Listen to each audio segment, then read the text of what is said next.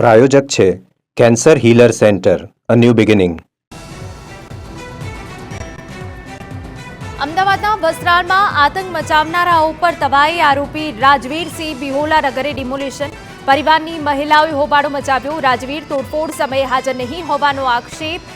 મહિલાઓએ આત્મવિલોપનની ચીમકી ઉચ્ચારી. મોટી સંખ્યામાં પોલીસ બંદોબસ્ત ગોઠવાયો.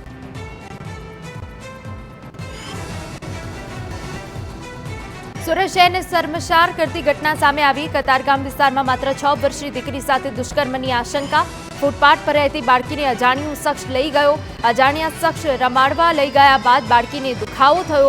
ગુપ્તાંગમાં દુખાવો થતાં બાળકીને હોસ્પિટલ લઈ જવાઈ. અજાણ્યા શખ્સે દુષ્કર્મ ગુજાર્યું હોવાની આશંકાને લઈને તપાસ.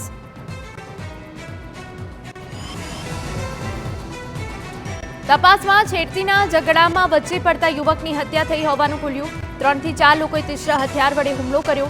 ગંભીર ઈજાઓના કારણે યુવકની હત્યા થઈ અને 4 થી 5 લોકો ઈજાગ્રસ્ત.